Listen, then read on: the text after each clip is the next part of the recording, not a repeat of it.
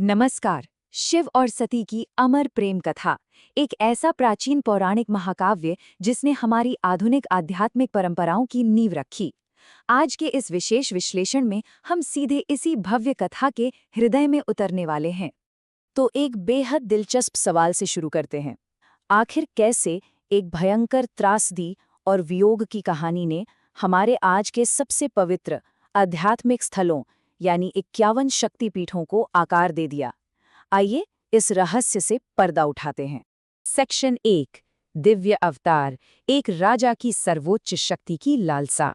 इस महाकाव्य की शुरुआत होती है राजा दक्ष प्रजापति की घोर तपस्या से। उनकी इस गहन भक्ति का फल क्या मिला? स्वयं भगवती आद्या सती के रूप में उनके घर जन्म लेती हैं। और सच मानिए, बाल्यावस्था से ही सती के अलौकिक चमत्कार इतने अद्भुत थे कि खुद राजा दक्ष भी अक्सर हक्के बक्के रह जाते थे। अब यहाँ भारतीय दर्शन की एक अत्यंत महत्वपूर्ण अवधारणा सामने आती है, आदि पुरुष और आदि शक्ति। ब्रह्मा जी के कहने पर सती का विवाह भगवान शिव से होता है। ये ब्रह्मांड की सर्वोच्च ऊर्जाओं का एकदम सटीक और पवित्र मिलन था। लेकिन विडंबना देखिए, यही परन मिलन आगे चलकर एक प्रलयंकारी लौकिक संघर्ष की वजह बनने वाला था। सेक्शन 2, अहंकार का बीज, एक स्वर्गीय अपमान। इन दोनों व्यक्तित्वों के बीच का विरोधाभास वाकई देखने लायक है। एक तरफ है राजा दक्ष, जो अपार भौतिक धन, कठोर सामाजिक नियमों और एक बहुत बड़े अहंकार का जीता जागता प्रतीक हैं।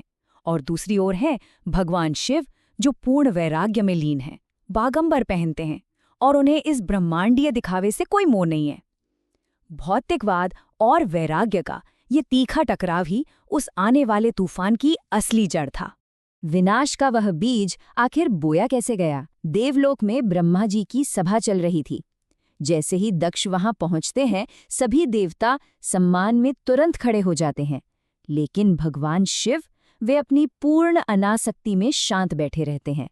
बस यही वह पल था जब अभिमानी राजा दक्ष के मन में शिव के प्रति ईर्ष्या और प्रतिशोध की एक भयंकर आग सुलग उठी। सेक्शन 3, घातक यज्ञ, अनामंत्रित अतिथि। यहाँ से कहानी एक निर्णायक और तनावपूर्ण मोड़ लेती है।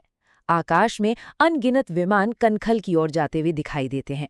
सती जब इन देवताओं को जाते देखती हैं तो शिव उन्हें बताते हैं कि दक्ष ने एक अत्यंत विशाल यज्ञ का आयोजन किया है। बस पारिवारिक स्नेह और पिता से मिलने की तड़प में सती वहां जाने की हठ करने लगती हैं। भले ही शिव उन्हें बिना बुलाए जाने के भयानक परिणामों की कितनी भी चेतावनी क्यों न दे। यहाँ भगवान शिव की बात पर गौर करना जरूरी है। सामाजिक और पारिवारिक सीमाओं की उनकी समझ बिल्कुल स्पष्ट है। उनका कहना था कि बिना बुलाए पिता के घर जाने से रिश्ते टूट सकते हैं। लेकिन अपनी प्रिय सती की लगातार जिद के आगे वे अंततः मान जाते हैं और उनकी सुरक्षा सुनिश्चित करने के लिए अपने सबसे वीरगण वीरभद्र को उनके साथ भेज देते हैं। सेक्शन 4, सर्वोच्च बलिदान, अपमान की आग। ये कथा का सबसे चरम और हृदय विदारक बिंदु है। राजा दक्ष का अहंकार उन्हें पूरी तरह अंधा कर चुका था। पवित्र यज्ञ की अग्नि के ठीक सामने एक पिता अपनी ही बेटी के पति को भूतों का स्वामी कहकर ब्रह्मांड के रक्षक का घोर सार्वजनिक अपमान कर डालता है। सती तो वहां एक स्नेहपूर्ण स्वागत की उम्मीद लेकर गई थी, लेकिन इसके बजाय उन्हें विनाशकारी तिरस्कार झेलना पड़ा। उनके साधारण वस्त्रों का मजाक उड़ाया गया, अपनी ही बहनों के सामने उन्हें नीचा दिखाया गया और सबसे भयानक बात, यज्ञ में शिव के लिए कोई स्थान या आहुति थी ही नहीं। ब्रह्मांड के स्वामी का ऐसा अनादर देखकर सती पूरी तरह टूट गई। अकल्पनीय क्रोध और गहरे दुख में डूबी सती ने पूरे ब्रह्मांड को साक्षी मानकर एक अंतिम गर्जना की।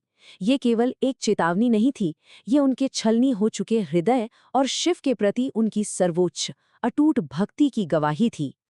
और फिर सर्वोच्च बलिदान और प्रेम के एक अद्वितीय कदम में सती सीधे यज्ञ की धधकती अग्नि में समा गईं। पलक छपकते ही वो भव्य उत्सव पूर्ण भय, भगदड़ और हाहाकार में तब्दील हो गया। सेक्शन 5, शिव का क्रोध, ब्रह्मांड थम गया। जब ये दर्दनाक खबर कैलाश पर्वत पर पहुंचती है तो उसके बाद जो घटित होता है वो सचमुच प्रलयंकारी था। क्रोध से भरे वीरभद्र पूरे यज्ञ को पल भर में तहस नहस कर देते हैं। राजा दक्ष का सिर धड़ से अलग कर दिया जाता है और भगवान शिव एक प्रचंड आंधी की तरह वहां प्रकट होते हैं। अपने होश खोकर वे अपनी प्रिय सती के जलते हुए शरीर को कंधे पर उठाकर ब्रह्मांड में भटकने लगते हैं। उस परम विरक्त तपस्वी का दुख इतना गहरा, इतना असीम था कि पूरा ब्रह्मांड ही मानो भयभीत होकर शून्य पड़ गया। पृथ्वी का घूमना रुक गया, हवा ठहर गई, नदियों का बहना थम गया, यहाँ तक कि देवताओं की सांसें भी अटक कर रह गईं। सेक्शन 6 शक्तिपीठों का जन्म, ईश्वरीय हस्तक्षेप। अस्तित्व को इस भयानक ठहराव से उबारने के लिए सृष्टि के रक्षक का आगे आना बहुत जरूरी हो गया था। त्राही त्राही कर रहे प्राणियों की पुकार सुनकर भगवान विष्णु अपने सुदर्शन चक्र का आह्वान करते हैं। शिव के इस शोकग्रस्त ध्यान को तोड़ने के लिए वे चक्र से सती के भौतिक रूप को एक एक कर शिव से अलग कर देते हैं। और ये घटना हमें आध्यात्मिक परंपरा की एक अविश्वसनीय रूप से महत्वपूर्ण संख्या तक ले आती है, 51।